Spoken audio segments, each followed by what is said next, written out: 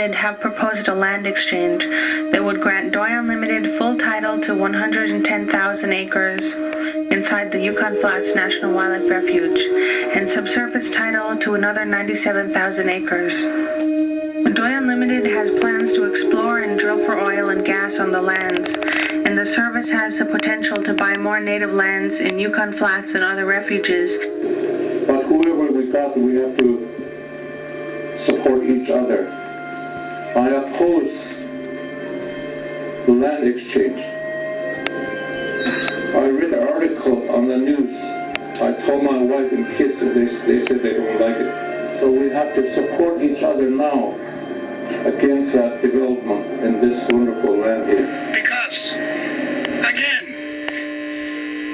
Alaska Native Land Claim Bill is the one that screwed that up. You know, it makes you impossible for you people to go on your land and do the work yourself. We need to clarify that. It's up there in Arctic Village and it's different because we own that land. We own everything under there.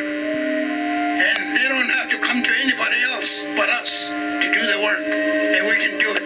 We did it. But like our chief said, there's Indian policy that we need to correct, and which is the Alaska Land Claim Bill. Slowly but surely, no matter how long it takes, government is always fooling in the name of money. Don't think for a minute that all these grants and everything is free. There's always an attachment to it. There's a plan in place economically. I want my kids, my grandkids to grow up in this land, what I lived on all my life. Because my mom taught me all the good stuff. You know, and my mom, she taught me everything from right to wrong. And I got all my grandkids to raise on this land.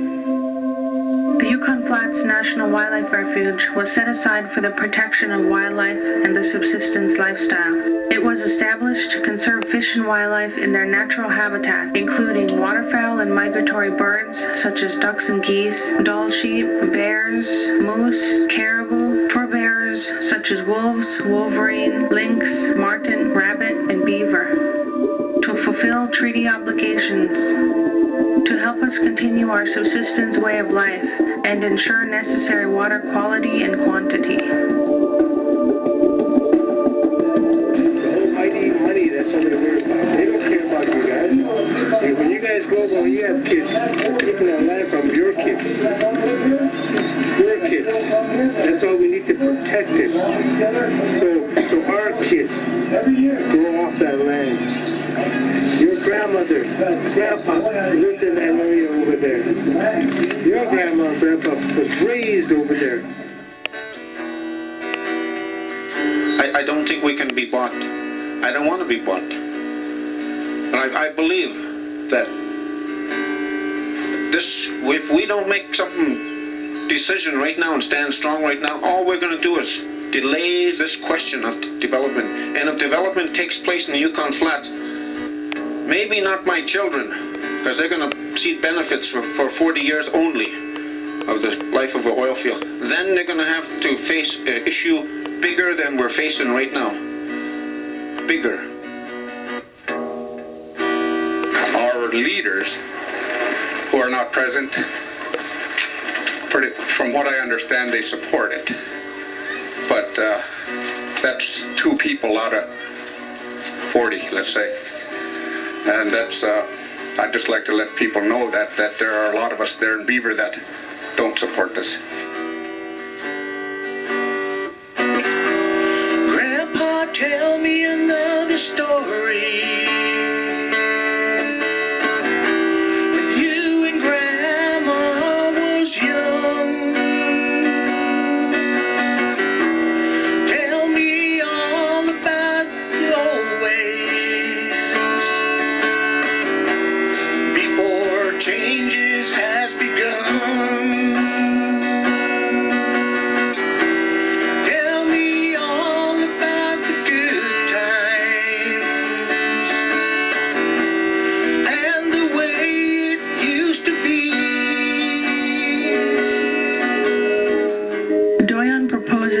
underground and pipeline corridor to the flats through Victoria Creek in the White Mountains, or across the south part of Yukon Flats Refuge to Beaver Creek.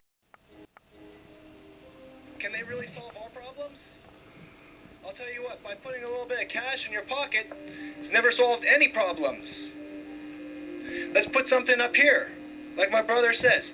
Let's fill this thing. Let's not fill this thing here, right here. Because let me tell you what, it's really easy to do this. Just like that. And this is still empty.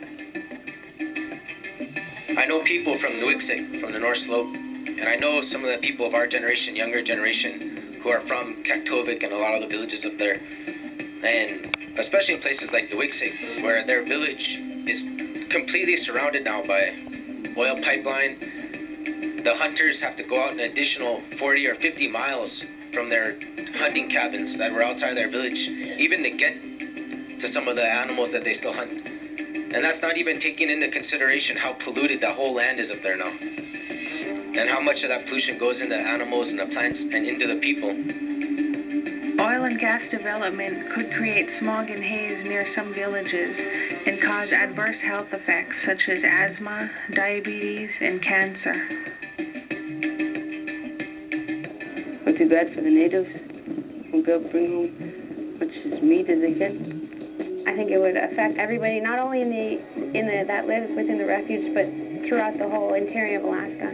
Why did the Fish and Wildlife Service demand in closed-door negotiations a 1.5% wellhead tax that would benefit the Fish and Wildlife Service possibly to the tune of $350 million to do exactly that within this refuge? To purchase out native allotments? To purchase up other land, to kick people off this land? The oil might go somewhere else and might harm the animals. Young people is going to make a difference for you today, in a good way, to take care of your way of life, the animals, the trees. They took on this fight for us. And it's been a long fight since then. 1975, 30 years ago. We've been that road a lot of time. We need your help. You, the young adults, the elders, the youth. Tell them I want to walk the same hallways as my leaders walk, telling about our lifetime, telling about our life, telling that Congress and telling the senators that we don't want no development. We need you.